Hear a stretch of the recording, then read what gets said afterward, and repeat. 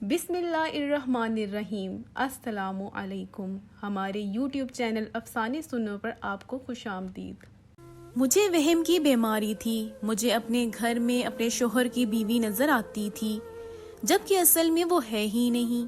لیکن ایک دن یہ دیکھ کر میری جان نکل گئی کہ میرا شوہر تو اسی لڑکی کے ساتھ۔ میرا نام آسیہ ہے، میری عمر 21 سال کی تھی، اور آج میں اپنے ماں باپ کی میت کے سامنے بیٹھی رو رہی تھی۔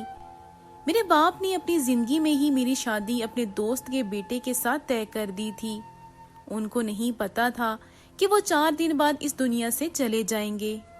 سب کچھ میرے حوالے کر کے وہ اس دنیا سے چلے گئے، اور میرے ہونے والے سسر نے آ کر میرے سر پر ہاتھ رکھا اور کہا، بیٹی سوچا تو یہی تھا کہ بہت خوشی سے دھوم دھام سے تمہیں لے جائیں گے، اور اب تمہیں اللہ نے اتنا بڑا دکھ دے دیا ہے کہ ہم کوئی بھی دھوم دھام نہیں کرنا چاہتے۔ 40 دن تک تم اپنے ہی گھر میں رہو، 40ویں کے بعد ہم آ کر نکاح کی رسم کریں گے اور تمہیں رخصت کر کے لے جائیں گے۔ میں اپنے گھر میں ہی رہی۔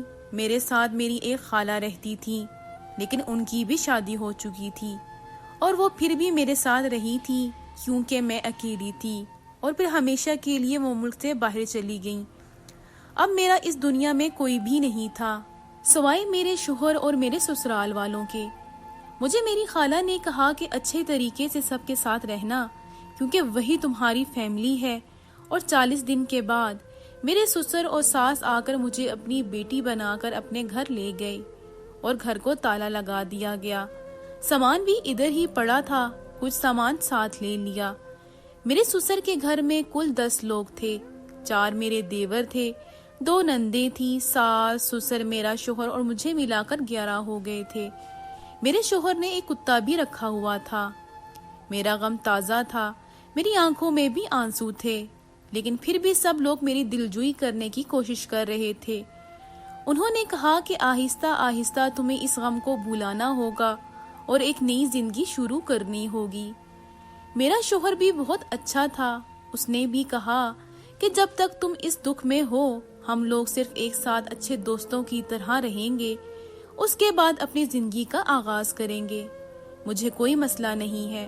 مجھے اپنے شوہر کی یہ بات بہت اچھی لگی، اور مجھے اس سے محبت ہو گئی، کیونکہ اس کو میرا احساس تھا۔ میرے سسرال والوں کا گھر بہت بڑا تھا۔ یہ گھر پرانے زمانے کا بنا ہوا تھا، اس لیے یہاں کمرے زیادہ تھے اور جگہ بھی۔ ایک دن ہم سب بیٹھے چائے پی رہے تھے جب ایک لڑکی اس طرف آئی اور اچانک سے مڑ کر کمرے میں چلی گئی۔ میں نے کہا، یہ کون تھی؟ سب لوگوں نے حیران ہو کر میری طرف دیکھا اور کہا کہ بیٹی کس کی بات کر رہی ہو؟ میں نے کہا، ابھی یہاں ایک لڑکی آئی تھی، لیکن مجھے دیکھتے ہی پلٹ کر چلی گئی۔ تو میرے سسرال والوں نے کہا کہ یہاں پر آئی تھی؟ میں نے کہا کہ جی، ابھی سامنے سے گزری ہے، 4 فٹ کا فاصلہ تھا، آپ لوگوں نے نہیں دیکھا اس کو؟ انہوں نے کہا، بیٹی ہم نے کسی لڑکی کو نہیں دیکھا، تمہیں وہم ہوا ہوگا۔ میں حیران ہو گئی کہ اتنا بڑا وہم مجھے بیٹھے بیٹھے ہو گیا۔ لیکن آج کل ویسے بھی میں نیند پوری نہیں کر رہی تھی، رات ہوتے ہی امی ابو کی یاد آنے لگتی تھی۔ شاید مجھے وہم ہی ہوا ہوگا، ورنہ وہ لوگ مجھ سے جھوٹ کیوں بولتے؟ لیکن اس لڑکی کی شکل میں نے اچھی طرح سے دیکھی تھی۔ دبلی پتلی سی تھی، اور اس کے پتلے پتلے سیدھے بال تھے، دیکھنے میں بھی پیاری تھی۔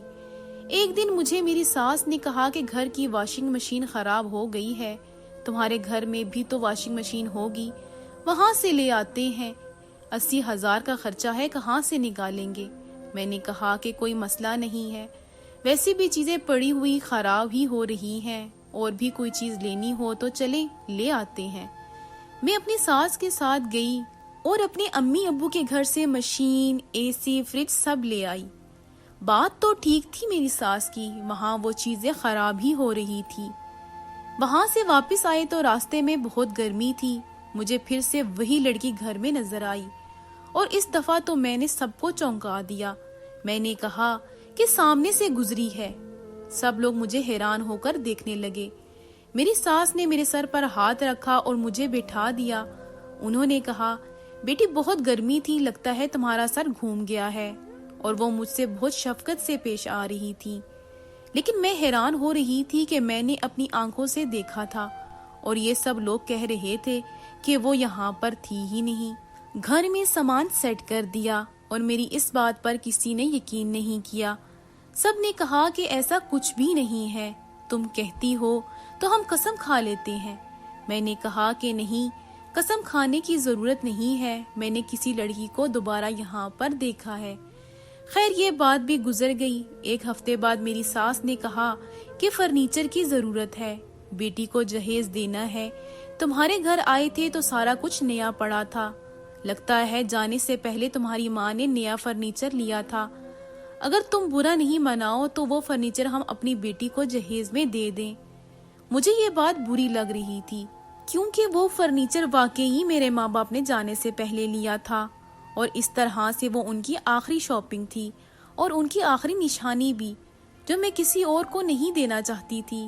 میں نے کہا میں وہ سب اپنے کمرے میں رکھوا دیتی ہوں اور میرے والا فرنیچر آپ اپنی بیٹی کو دے دیں، یہ بھی تو آپ لوگوں نے ابھی ہی لیا تھا۔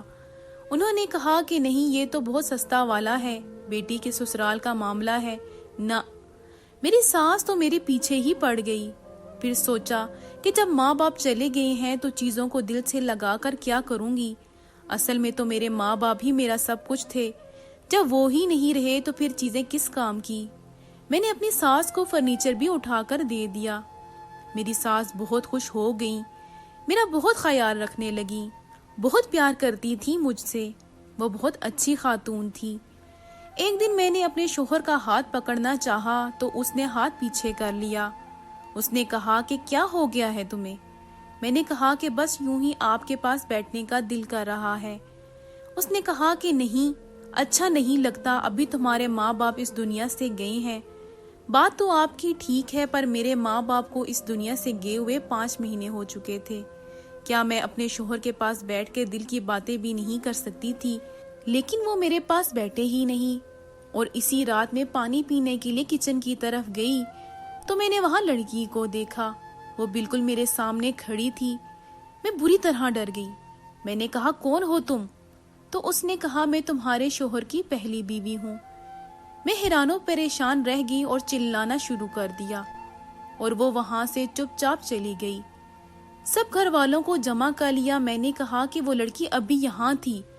اس نے مجھے کہا کہ وہ میرے شوہر کی پہلی بیوی ہے۔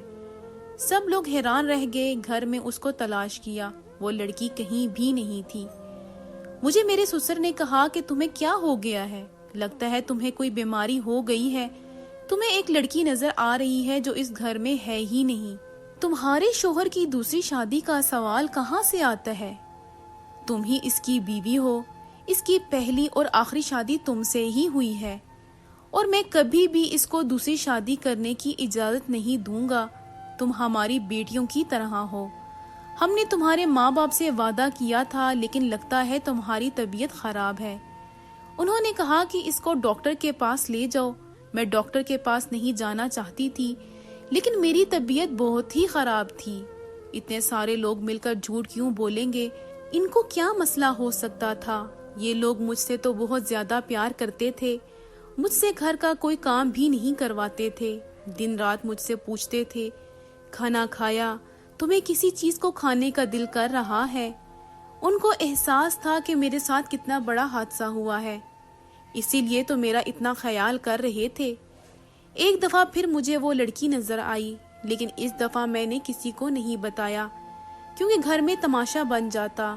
شوہر کو کہا کہ مجھے ڈاکٹر کے پاس لے جاؤ، وہ مجھے دماغ کے ڈاکٹر کے پاس لے گئے۔ ڈاکٹر کو ساری صورتحال بتائی تو ڈاکٹر نے کہا کہ شاید آپ کو وہم کی بیماری ہو گئی ہے، کیونکہ آپ کے ساتھ اتنا بڑا حادثہ ہوا ہے، اور جب کسی انسان کے ساتھ اتنا بڑا حادثہ ہوتا ہے تو اس کا دماغ حادثے سے لڑنے کے لیے عجیب و غریب قسم کی حرکتیں کرتا ہے۔ ایسے میں وہم ہونا ایک عام بات ہوتی ہے۔ وہ لڑکی آپ کو نظر آئے گی تو وہ صرف آپ ہی کو نظر آئے گی۔ میں نے کہا کیوں؟ اس نے مجھ سے بات کی ہے۔ ڈاکٹر نے کہا وہ بات بھی کرے گی تو آپ سے، آپ کی بیماری اس طرح بڑھ جائے گی تو ہو سکتا ہے وہ آپ کو ہاتھ بھی لگائے، لیکن دراصل وہ نہیں ہوگی۔ یہ بیماری تو پوری دنیا میں مشہور ہے، اس کو انشقاق ذہنی کہتے ہیں، और ये इसकी पैरानाइड किस्म है, यानी आपको वहम हो रहे हैं। आप फिक्र ना करें, मैं आपको दवाई देता हूँ, आपका दिमाग सुकून में रहेगा। मैंने सुना था कि दिमागी दवाइयों में ज्यादातर दवाइयाँ नींद की होती हैं। दिमाग को सुकून नींद से ही आता है। दवाइयाँ लेने के बाद मैं अक्सर सोती रहती थी, लेकिन दिन भर सोने के बाद कभी कभी रात को मेरी आंख खुल जाती थी। एक दिन मेरी आंख खुली तो मेरा शौहर कमरे में नहीं था। मैं उसे तलाश करती हुई बाहर आ गई तो वो हॉल में बैठा था। मुझे देखकर अचानक से मतवज्जा हो गया। मुझे ऐसा लगा कि शायद मेरे आने से पहले इसके साथ यहाँ पर कोई मौजूद था और मेरे कदमों की आवाज सुनकर इसने उस शख्स को भेज दिया है। मैंने कहा, क्या कर रही हैं? आधी रात का वक्त है। तो कहने लगा, मुझे नींद नहीं आ रही थी तो यहाँ पर आके बैठ गया। चलो कमरे में चलते हैं। मैंने कहा, नहीं, मैं आपके पास बैठूंगी, मुझे आपसे बात करनी है। लेकिन मेरे शौहर ने कहा कि नहीं, अभी थोड़ी नींद आ रही है, सोते हैं। तुम्हें नींद आ जाएगी। जाते जाते मेरी नजर सोफे पर पड़ी तो मैं हैरान रह गई, क्योंकि वहाँ पर 2 प्यालियां पड़ी थी। यानी मेरा शौहर किसी के साथ यहाँ बैठकर चाय पी रहा था। एक शख्स 2 प्याली में चाय नहीं पीता, लेकिन यहाँ पर कौन था मेरे आने से पहले जो जल्दी जल्दी गायब हो गया? डॉक्टर ने तो कहा था कि ये मेरा वहम है, लेकिन उस लड़की ने कहा था कि मैं तुम्हारे शौहर की बीवी हूँ। अगर वो मेरे शौहर की बीवी थी तो फिर इस घर में कोई ना कोई सबूत तो जरूर होना चाहिए था। शौहर की हरकतें और शौहर को देखकर तो ऐसा नहीं लगता था कि उसने मेरे साथ दूसरी शादी की है, क्योंकि वो भी मुझसे घबराया हुआ और शर्माया हुआ ही रहता था। घर में भी ऐसी कोई चीज नहीं थी, कोई पुरानी तस्वीर नहीं थी। मैंने स्टोर को भी देख लिया, मैंने घर की अलमारियों को भी चेक किया, ऐसी कोई बात नहीं थी। इसका मतलब कि मुझे वाकई ही बीमारी हो गई थी। मैं दोबारा डॉक्टर के पास गई। उसने मुझसे 1 घंटे तक बातें की, मुझे समझाया।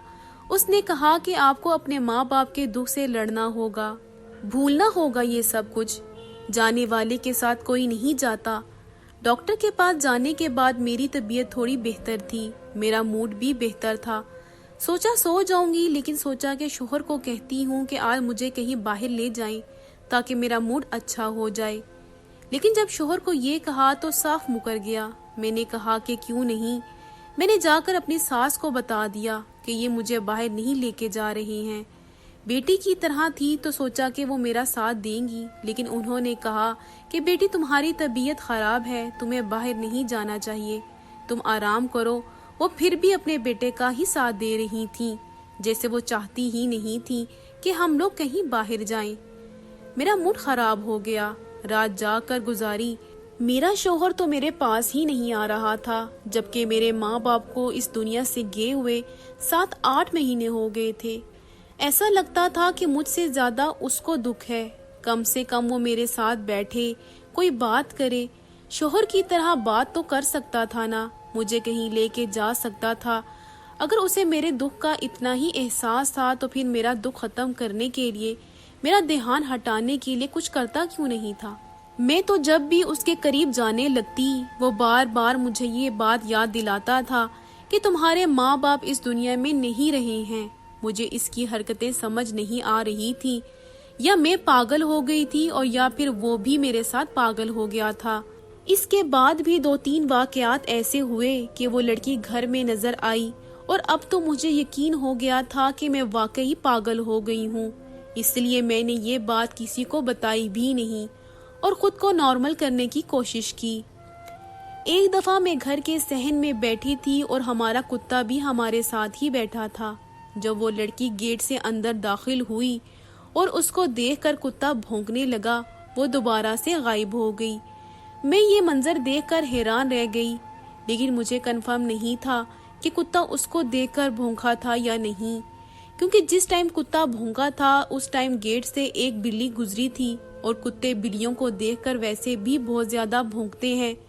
मुझे लगा कि शायद उसने बिल्ली को देखा है और उसी टाइम मुझे वहम हुआ है। लेकिन एक पल तो मैं भी ये सोचने पर मजबूर हो गई कि शायद कुत्ते ने भी उसको देखा है, क्योंकि कुत्ता तो झूठ नहीं बोल सकता है। पता नहीं मेरी जिंदगी में क्या हो रहा था। मेरी जिंदगी बर्बाद हो गई थी। मेरे माँ बाप इस दुनिया से चले गए। میں اکیلی رہ گئی۔ میرا شوہر میرے قریب نہیں آتا تھا اور مجھے یہ بیماری بھی ہو گئی تھی۔ ایک دن میری ساس کی کوئی رشتہ دار آئی ہوئی تھی۔ جب اس نے ایک عجیب بات کر دی، اس نے کہا کہ ابھی تک تو آپ کی بہو کے ہاں بچہ ہو جانا چاہیے تھا، بچہ ہو جائے گا تو اس کا دل بھی لگ جائے گا، ابھی تک بچہ کیوں نہیں ہوا ہے؟ تو میری ساس نے کہا کہ پتہ نہیں، شاید کوئی مسئلہ ہے۔ جب وہ رشتہ دار چلی گئی تو میں نے اپنی ساس کو سب کچھ بتا دیا۔ وہ مجھ سے بیٹی کی طرح پیار کرتی تھی تو میں نے بھی بیٹی کی طرح ان کو ماں سمجھ کر ساری باتیں بتا دیں، لیکن میری ساس نے اس بات پر کوئی خاص رد عمل نہیں دیا۔ انہوں نے کوئی بات ہی نہیں کی۔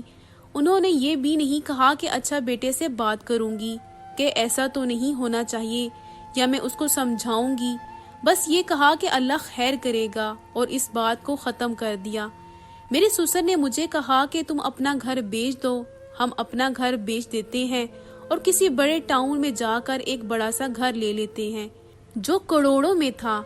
میں نے کہا کہ بات تو ٹھیک ہے اور میں بات مان گئی کیونکہ انہوں نے مجھے منا لیا۔ انہوں نے کہا کہ اس گھر میں رہ کر کیا کرو گی؟ جب بھی اس گھر میں جاؤ گی تمہیں اپنے ماں باپ کی یاد آئے گی۔ ویسے بھی اس گھر میں کوئی سامان نہیں تھا، سارا سامان کسی نہ کسی بہانے یہ لوگ پہلے سے ہی لے چکے تھے۔ یہ بھی کہا کہ ساری جائیداد تمہارے نام ہے، اس کے بارے میں بھی کچھ کرو کہ کیا کرنا ہے۔ اتنے پیسوں کا کیا کرو گی؟ میرے کاروبار میں لگا دو، مجھ سے ہر مہینے پروفٹ لینا۔ میرے سسر نے کہا ان دونوں کاموں کے لیے کاغذات بنا رہا ہوں، تم ان پر سائن کر دینا۔ میں نے کہا کہ ٹھیک ہے، مجھے کوئی مسئلہ نہیں ہے۔ میں تو غنودگی میں تھی، اس لیے ان کی ہر بات پر ہاں ہاں کرتی رہی۔ ایک دن میری ساس مجھے اپنے ساتھ کہیں لے گئی، لیکن اس جگہ پر میرا دم گھٹ رہا تھا اور میں اپنی ساس کو بتائے بغیر ہی گھر کی طرف چلی گئی۔ میری ساس کو میں نے نہیں بتایا، لیکن پتہ نہیں کیوں مجھے عجیب سا محسوس ہو رہا تھا کہ جیسے کچھ غلط ہونے والا ہے۔ میں گھر میں آئی تو گھر میں کوئی بھی نہیں تھا، شاید میرا شوہر بھی کام پر گیا ہوا تھا۔ سوچا کہ کچھ دیر سو جاؤں گی تو ٹھیک ہو جاؤں گی۔ دوائی میں اتنی نیند تھی کہ ہر وقت مجھے نیند آتی رہتی تھی، لیکن جب میں اپنے کمرے میں آئی تو سامنے کا منظر دیکھ کر میرے قدموں تلے سے زمین نکل گئی۔ میرا شوہر تو اسی لڑکی کے ساتھ بغل گیر ہوا بیٹھا تھا، جو لڑکی صرف میرا وہم تھی۔ اگر وہ میرا وہم تھی تو میرے شوہر کی باہوں میں کیا کر رہی تھی؟ میرا شوہر بھی گھبرا گیا اور وہ لڑکی بھی۔ ان دونوں کو میں نے جس حال میں دیکھا میں وہاں سے چلی گئی۔ میری آنکھوں میں آنسو آ گئے اور میرا دماغ اچانک سے کھل گیا، کیونکہ اب ساری گیم میری سمجھ میں آ گئی تھی۔ وہ لڑکی میرا وہم نہیں تھی، وہ میرے شوہر کی بیوی تھی۔ شام ہوئی تو میں نے اپنے چاچو کو بلا لیا، جو کہ میرے پاپا کے کزن تھے۔ میرے اصل چاچو نہیں تھے، لیکن ان کو میں نے بلا لیا کیونکہ میں اکیلے ان سے بات نہیں کرنا چاہتی تھی۔ ویسے بھی وہ پولیس میں تھے۔ میں نے یہ بات کی تو میرے سسرال والے ابھی بھی یہی کہہ رہے تھے کہ اس کو وہم کی بیماری ہے، اس نے اسی لڑکی کو شوہر کے ساتھ دیکھ لیا ہے، وہ تو اکیلا سو رہا تھا۔ میں نے کہا کہ ابھی اس گھر کی تلاشی لی جائے، رات کا وقت ہے، وہ رات میں کہیں نہیں گئی ہوگی، اسی گھر میں ہوگی۔ گھر والوں کی شکل عجیب سی بن گئی کہ نہیں، جب کوئی ہے ہی نہیں تو تلاشی لینے کا کیا مقصد ہے؟ میرے چاچو پولیس میں تھے، اس لیے ان کو یہ حق حاصل تھا۔ انہوں نے گھر کی تلاشی لی تو وہ لڑکی سٹور سے برآمد ہو گئی، جہاں پر اس کے رہنے کا انتظام بھی کیا گیا تھا۔ باقی کی کہانی لڑکی نے خود سنائی۔ اس نے کہا کہ یہ میرا شوہر ہے، میں اس کی بیوی ہوں، اور انہوں نے کہا کہ ایک امیر لڑکی سے شادی کریں گے اور اس کی ساری دولت لے لیں گے۔ اس کے ماں باپ بھی اس دنیا میں نہیں ہیں، وہ بڑی بے وقوف ہے اور ساری جائیداد تمہارے نام کر دیں گے۔ لیکن میں اسی گھر میں رہتی تھی، اسی لیے آمنا سامنا ہو جاتا تھا۔ جب میرا آمنا سامنا ہو گیا تو ان لوگوں نے کہا کہ آسیہ کو بیماری ہو گئی ہے اور اس لڑکی کو بے وقوف بنانا شروع کر دیا۔ میرا نام ثنا ہے اور یہ میرا شوہر ہے۔ میں نے چاچو کو یہ بھی بتایا کہ میرا شوہر ابھی تک میرے قریب نہیں آیا ہے۔ انہوں نے کہا کہ پھر تو یہ سارے ہی جھوٹے ہیں اور تم سے تمہاری جائیداد لینے کے لیے یہ سب کچھ کیا تاکہ تمہیں پاگل ثابت کر کے تمہاری ساری جائیداد اپنے نام کر لیں۔ اور وہ اس مقصد میں تقریباً کامیاب ہو چکے تھے۔ میرے گھر کا سامان، میری ساری مہنگی چیزیں میری ساس نے مجھ سے بڑی محبت سے لے لی تھی، اور اب میرے سسر کاغذات بھی بنوا کر بیٹھے تھے جن میں ان کے نام گھر بھی کرنے والی تھی اور اپنی ساری جائیداد اور بینک بیلنس بھی۔ شکر ہے کہ میری آنکھیں کھل گئیں۔ میں نے ان لوگوں کو باتیں سنائی کہ ایک تو میں دکھوں کی ماری ہوئی تھی، اوپر سے تم لوگوں نے میرے ساتھ ایسا کیا۔ اگر مجھے انسان سمجھ لیتے، میرے ساتھ ایسا نہ کرتے تو سب کچھ خود ہی دے دیتی۔ اگر تم لوگوں کو جائیداد ہی چاہیے تھی تو لے لیتے، ساری دولت لے لیتے، کم سے کم بدلے میں مجھے دھوکہ تو نہ دیتے۔ ان لوگوں نے بھی سر جھکا لیے۔ میں نے ان پر کیس کروا دیا، پھر واپس اپنے گھر آ گئی۔ بعد میں یہ راز بھی کھلا کہ میرے ماں باپ نے میری شادی پکی نہیں کی تھی۔ انہوں نے کہا تھا کہ سوچ کر بتائیں گے، کیونکہ وہ لوگ ہماری حیثیت کے نہیں تھے۔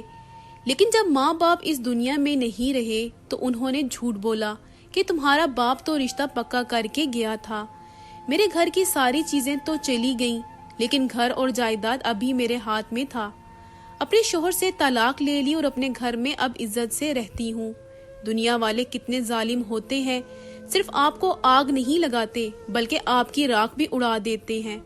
مجھے تو پہلے ہی آگ لگی ہوئی تھی۔ میرے ماں باپ جو نہیں تھے، اتنا بڑا دکھ تھا میرے دل میں، اور ان لوگوں نے میری راکھ بھی اڑانے کی کوشش کی۔ اللہ ہی ان سے پوچھے گا۔ میں اپنے گھر میں عزت سے رہ رہی ہوں، اور فی الحال میرا کسی سے شادی کرنے کا کوئی ارادہ نہیں ہے۔ میں تو یہ سوچ کر حیران ہوں کہ لوگوں کے دماغ میں شیطانی پلان آتے کہاں سے ہیں۔ اس کے ماں باپ مر گئے ہیں، وہ کمزور ہے، دکھ میں ہے، چلو اس پر ہمراہ کرتے ہیں، اور کس طرح سے مجھے بے وقوف بنایا۔ میں بھی ان کے ہاتھوں آرام سے بے وقوف بن گئی، سمجھا کہ پاگل ہو گئی ہوں، مجھے ہی کوئی بیماری ہو گئی ہے۔ کتنا بڑا دھوکہ دیا مجھے۔ اللہ ہی ان کو پوچھے گا۔